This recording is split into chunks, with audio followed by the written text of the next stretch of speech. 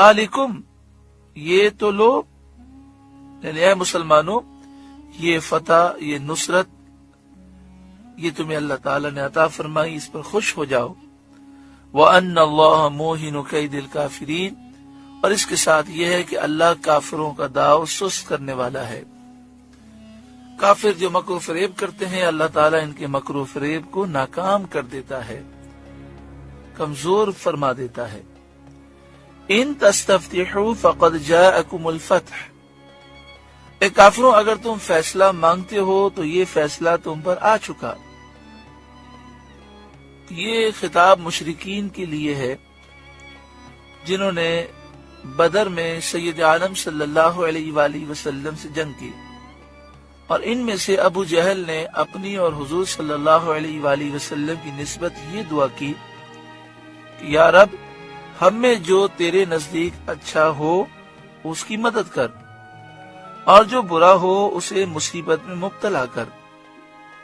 اسی طرح مشرکین جب مکہ مکرمہ سے بدر کی طرف چلنے لگے تو خانہ کعبہ کے پردوں سے، غلافوں سے لپٹ کر یہ انہوں نے دعا کی تھی کہ یا رب، اگر محمد حق پر ہوں صلی اللہ علیہ وآلہ وسلم تو ان کی مدد فرما، اور اگر ہم حق پر ہوں تو ہماری مدد کر۔ اس پر یہ آیت نازل ہوئی کہ جو فیصلہ تم نے چاہا تھا وہ کر دیا گیا، جو گروہ حق پر تھا اس کو فتح دی گئی۔ یہ تمہارا مانگا ہوا فیصلہ ہے اور آسمانی فیصلہ ہے۔ اب آسمانی فیصلے سے بھی یہ بات ظاہر ہو گئی کہ اسلام سچا مذہب ہے۔ آسمانی فیصلہ تم نے طلب کیا تھا، اس سے اسلام کی حقانیت ثابت ہوئی۔ ابو جہل بھی اس جنگ میں ذلت اور رسوائی کے ساتھ مارا گیا، اور ابو جہل کا سر رسول صلی اللہ علیہ وآلہ وسلم کے حضور میں حاضر کیا گیا۔ وَإِن تَنْتَهُوا فَهُوَ خَيْرٌ لَكُمْ، اور اگر تم باز آ جاؤ تو تمہارا بھلا ہے۔ یعنی اے کافروں، سید عالم محمد مصطفیٰ صلی اللہ علیہ وسلم کے ساتھ دشمنی اور عداوت سے اور جنگ کرنے سے تم باز آ جاؤ تو تمہارا بھلا ہے۔ وَإِن تَعُودُوا نَعُدْ، اور اگر تم پھر شرارت کرو تو ہم پھر سزا دیں گے۔ پھر حملہ کرنے کی کوشش کی تو پھر اللہ کا غضب نازل ہوگا۔ وَلَن تُغْنِيَ عَنْكُمْ فِئَتُكُمْ شَيْئًا وَلَوْ كَثُرَتْ، اور تمہارا لشکر، تمہارا جتھا تمہیں کچھ کام نہ دے گا، کچھ فائدہ نہ دے گا، چاہے کتنا ہی بہت ہو، چاہے کتنی ہی کثرت ہو۔ وَأَنَّ اللَّهَ مَعَ الْمُؤْمِنِينَ، اور اس کے ساتھ یہ ہے کہ اللہ مسلمانوں کے ساتھ ہے۔ اے کافروں، اگر تم نے پھر حملہ کرنے کی کوشش کی، اس سے بڑا لشکر لے کر آئے، پھر بھی تم ناکام رہو گے، کیونکہ اللہ مومنوں کے ساتھ ہے۔ بدر میں مدد نازل ہوئی، اللہ تعالیٰ نے غیبی مدد نازل فرمائی، اور یہ صرف بدر تک محدود نہیں۔ جب بھی مسلمان تقوی اور پرہیزگاری سے مزین ہوئے، جب مسلمانوں نے اخلاص کے ساتھ اللہ کے کلمے کو بلند کرنے کے لیے جہاد کا علم بلند کیا، اللہ تعالیٰ نے غیبی مدد فرمائی۔ آج بھی ضرورت اس بات کی ہے کہ مسلمان متحد ہوں، اہل حق بیدار ہوں، اور اپنے اندر جذبہ جہاد پیدا کریں، شوق شہادت پیدا کریں، اور دشمن کے سامنے کھڑے ہو جائیں، اور اس بات پر یقین رکھیں کہ اللہ تعالیٰ ضرور مدد فرمائے گا، انشاءاللہ تعالیٰ مدد ضرور نازل ہوگی۔ اللہ تبارک و تعالیٰ خاص کرم و فضل فرمائے۔ سورہ انفال کا دوسرا رکوع مکمل ہوا۔ اللہ تعالیٰ اس رکوع کے نور سے ہمارے قلوب کو روشن اور منور فرمائے۔ سورہ انفال کی آیت نمبر 20، سورہ انفال کا تیسرا رکوع اور 90 پارے کا 17واں رکوع۔ یا ایھا الذین آمنوا اطیعوا اللہ ورسولہ، اے ایمان والوں، اللہ اور اس کے رسول کا حکم مانو۔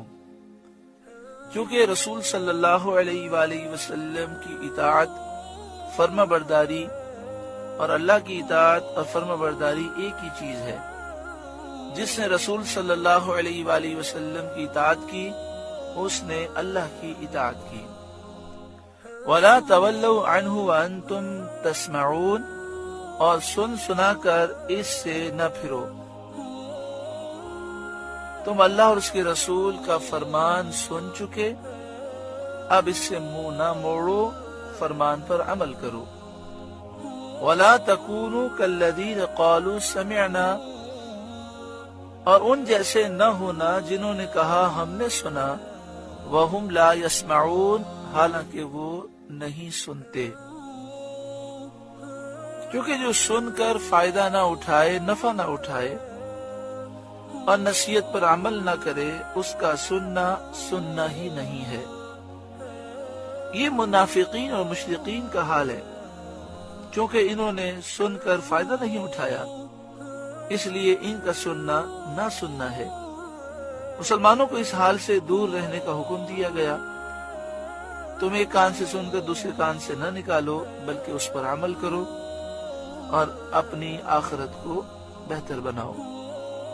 ان شر الدواب عند اللہ الصم البکم الذین لا یعقلون، بے شک سب جانوروں میں بدتر اللہ کے نزدیک وہ ہیں جو بہرے گونگے ہیں، جن کو عقل نہیں۔ کافر جانوروں سے بدتر ہے، خنزیر اور کتے سے بھی بدتر ہے۔ قرآن مجید فرقان حمید کی اس آیت سے واضح معلوم ہوا۔ تو بار بار کہتے ہیں انسان اشرف المخلوقات ہے۔ اشرف المخلوقات انسان تو ہے، لیکن جب انسان اللہ کا نافرمان ہو اور اللہ کی نعمتوں کا انکار کرے اور اللہ کے مقابلے میں کھڑا ہو جائے تو وہ جانوروں سے، کتے اور خنزیر سے بھی بدتر ہوتا ہے۔ جو کافر یا جو کوئی بھی شخص، چاہے وہ اپنے آپ کو مسلمان کہتا ہو، نبی اکرم صلی اللہ علیہ وآلہ وسلم کا گستاخ اور بے ادب ہو، واقعی وہ تمام جانوروں سے بھی زیادہ بدتر ہے، کیونکہ جانور گستاخی نہیں کرتے۔ یہاں ہی فرمایا گیا کہ بہرے ہیں، گونگے ہیں، جن کو عقل نہیں ہے، نہ وہ حق سنتے ہیں لہذا بہرے ہیں، نہ حق بولتے ہیں لہذا گونگے ہیں، نہ حق کو سمجھتے ہیں لہذا بے عقل ہیں، کان اور زبان اور عقل سے فائدہ نہیں اٹھاتے، جانوروں سے بھی بدتر ہیں، کیونکہ یہ جان بوجھ کر بہرے گونگے بنتے ہیں اور عقل سے دشمنی کرتے ہیں۔ یہ آیت ایک قبیلے کے بارے میں نازل ہوئی، بنی عبد الدار، جو قبیلے کے لوگ کہتے تھے کہ جو کچھ محمد مصطفیٰ صلی اللہ علیہ وسلم لائے، ہم اس سے بہرے گونگے اندھے ہیں۔